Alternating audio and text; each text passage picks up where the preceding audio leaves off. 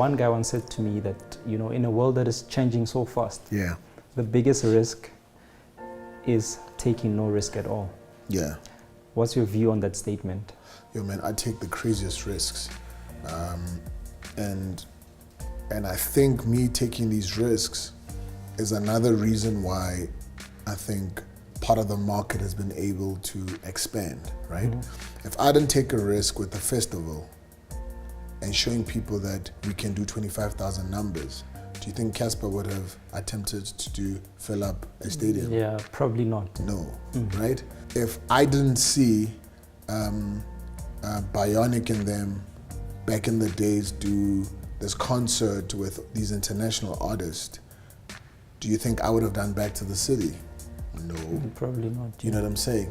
So when you take a risk, sometimes it expands, I think, people's thinking, people's fear, because sometimes there's an interview with Jay-Z where you were talking about the Indians and the cowboys, how like the Indians, there would be this one guy, he needs to run up the mountain and he gets shot. Oh, okay. And then he comes back, he's like, yeah, there's cowboys down there, So sometimes one has to be that Indian. The guy that goes and gets shot. So I've been getting shot a lot of times. So I did, for instance, with these awards, that was me getting shot with the shop. And now if you go look, there is a lot of ritual looking stores now around the country, which is beautiful. And I think the current risk I'm even doing now, I'm busy building a museum now. Okay. You've spoke a lot about it. Maybe give us a hint of what is it about. So we're opening this South African Hip Hop Museum. And what you must also remember and understand, there is nothing of that sort in the country, right? There's no entertainment museum, there's no film museum, there's no music museum. So the South African Hip Hop Museum is going to be the first of its kind, right? And once again, watch after 5 years. You're going to have quite a museum. You're going to have quite a museum, this museum, but you know what I'm saying, which is beautiful. And that's the idea. That's the idea, to show people that, yes, we could also do this. And trust me, everyone's like, but how are you going to make money from it? That's what I'm thinking as well right now. But you're going to see it. It's going to work. It's going to be sustainable. Remember, inside this museum, the beauty about it, it's also designed to be a functioning, money-generating space. The space has a recording studio. Oh. Right? Okay. It's got an edit suite, right? It's got a conferencing area. So in those places you hire out. Yes, you can hire out and make money out of it. You can make money out of it. Okay. It can sustain the space. So it's that, and we're also busy with another Indian cowboy move we're pulling, is this South African Hip Hop Association. And once again, the association idea is exactly that. How do we infiltrate communities and schools? By sort of preaching the gospel that is hip hop, because hip hop promotes entrepreneurship.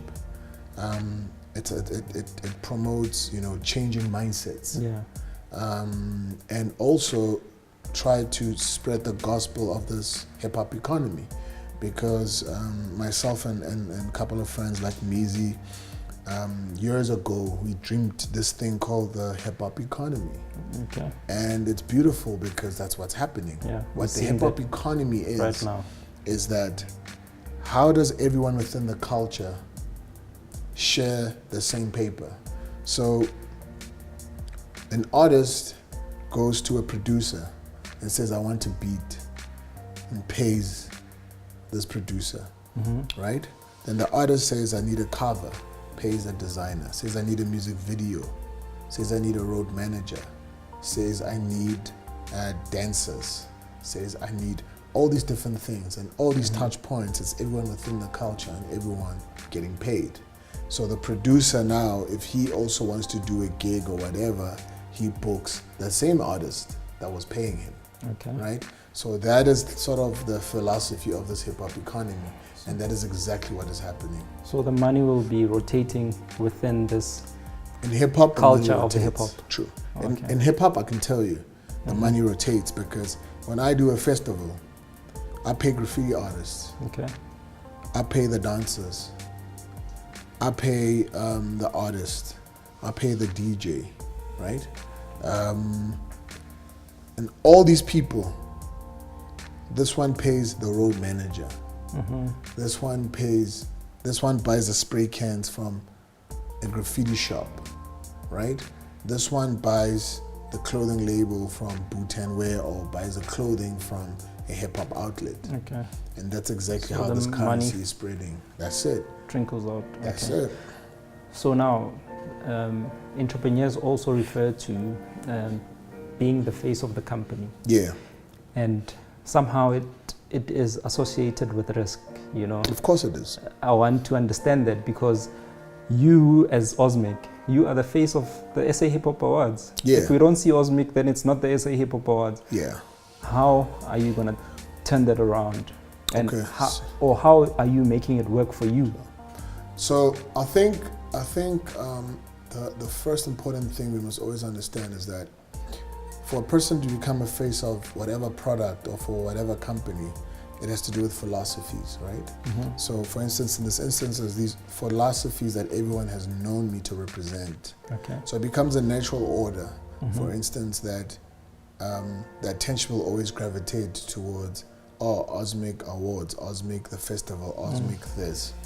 But the beauty about these products is that I'm not the only one working on them.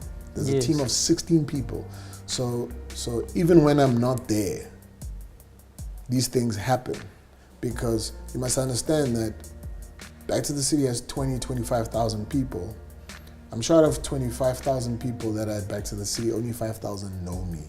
Okay. The The 20,000 don't have never met care you. less. Okay, You they're know what I'm just there saying? for the entertainment. They're there for that atmosphere, for all of those sort of things, right? And I think it's a good thing because as long as the face is living up to the standards of these philosophies that this person has introduced from the onset.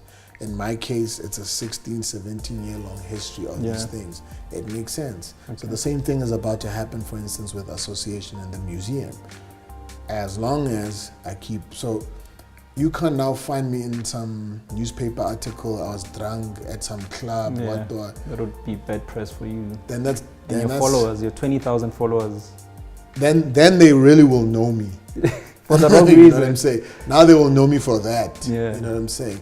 It's always the case when you do the good work, only a few will know you, but when you start bugging out, then all of us will start reading about you. So, Yeah. So you spoke about people around you. I know your company was not a one-man show. Yeah. You didn't succeed by yourself. Of course. Tell us about the partnerships that you've built over the years, whether it's artists that were amateurs at the time when you started and are now, you know, making big money out of hip-hop and all of that. Well, more like 80% of them. But the beauty about how the structure of my company works, so I've got a team of about 12 people that work within the office. And then in terms of when we do these projects, there's a team of about 25. Okay. But the beauty about the core guys that work in the office, it's a very weird, I think, systems that we use. Every single person in the company is a company. Oh, that's awesome. So everyone who Sounds works here good, yes. has their own company. So they're invoicing as a company. as a company. Right? That's awesome. And the idea is that at some point in time, you grow enough to now have your own office, right? It's your own stuff. Yeah. And the idea is that you then also start promoting that philosophy. Because if I can have 12 guys working under me as these companies, they're being incubated, and they keep growing, and then they'll grow to a point where now, cool, they can have their own companies. Yeah. And what that means is that out of these 12 people, you can now bring out 50, 60 other people. 100 people that can come out of those companies. That's it. Yeah. You know, so that's our philosophy, and that's the stuff that we've been doing for the longest of time, to say, and it goes back to, once again, people talking entrepreneurship, but there's a difference between talking and doing. So these are some of the things that we're doing, and these are some of the ideas we're sort of bringing out to people and saying, you can think creative. Yeah, I think it's quite creative what you do, man. The way you do it, I wouldn't have thought of it myself.